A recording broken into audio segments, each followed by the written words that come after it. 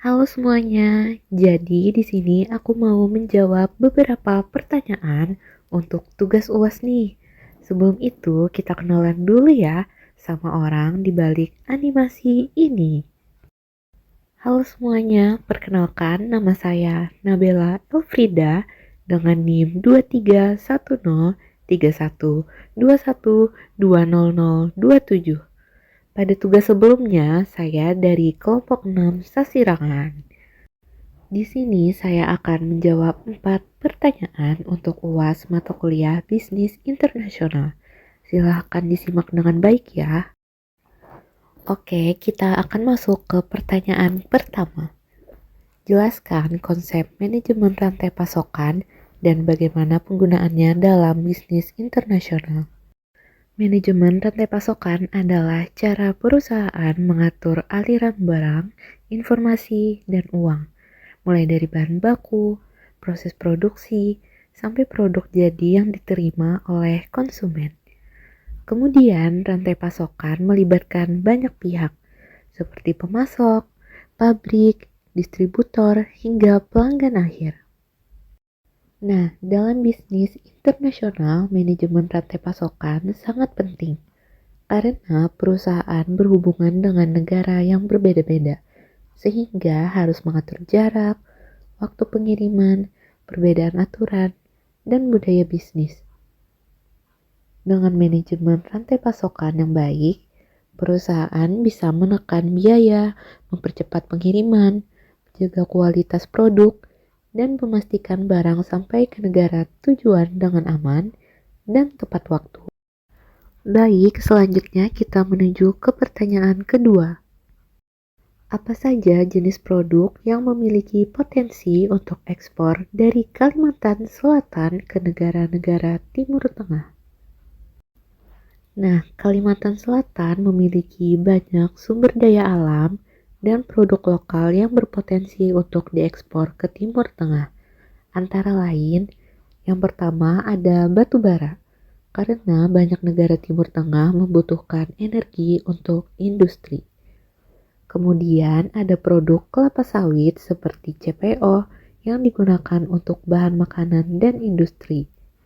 Selanjutnya juga ada produk perikanan seperti ikan dan udang yang diminati karena kebutuhan pangan yang halal. Selanjutnya ada karet dan hasil olahannya untuk kebutuhan industri. Kemudian juga ada kayu olahan dan produk rotan seperti furnitur dan kerajinan yang seperti ada di foto. Kemudian juga ada sarang burung walet yang bernilai tinggi dan cukup diminati di pasar internasional. Dan yang paling spesial yaitu kain sasirangan sebagai produk budaya khas Kalimantan Selatan yang memiliki nilai seni dan bisa menarik pasar luar negeri. Nah, produk-produk tersebut memiliki peluang besar karena kualitasnya yang baik, sumbernya melimpah, dan sesuai dengan kebutuhan pasar Timur Tengah. Oke, kita lanjut ke pertanyaan ketiga berupa studi kasus. PT PQR adalah perusahaan yang berbasis di Indonesia dan ingin meningkatkan diferensiasi produknya di pasar internasional.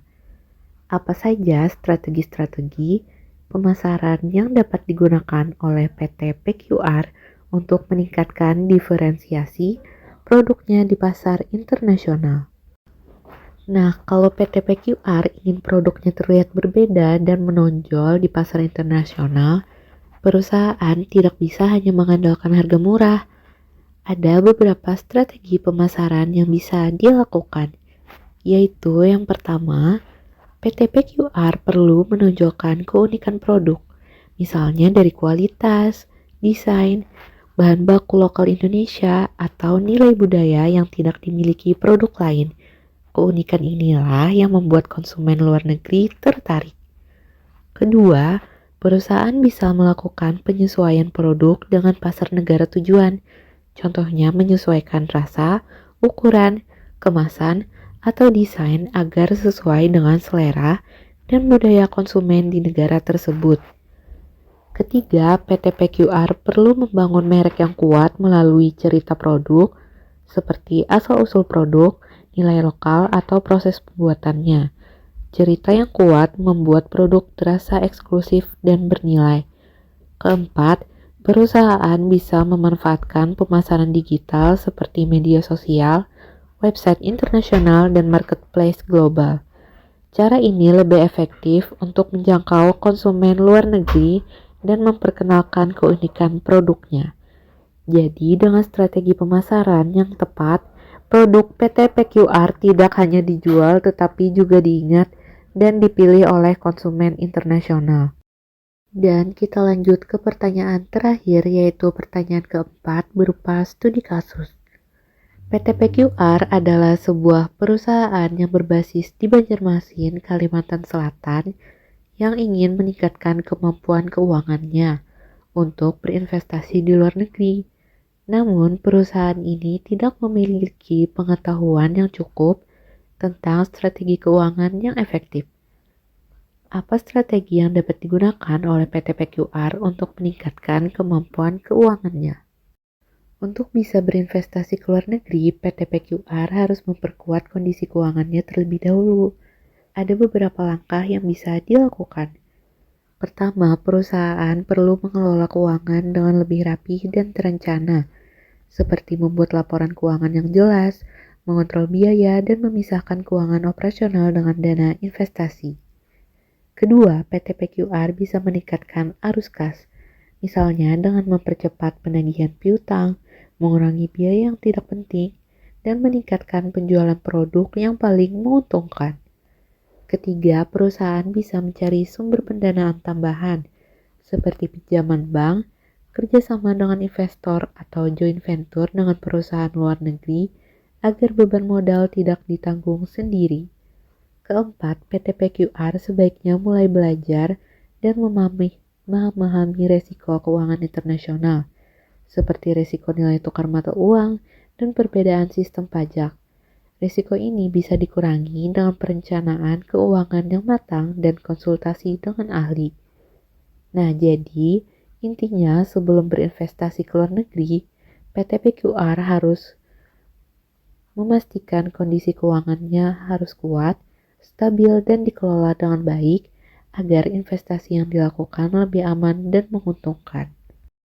Nah, baik, mungkin sekian tadi pemaparan semua jawaban dari saya. Salah hilaf, mohon maaf. Terima kasih.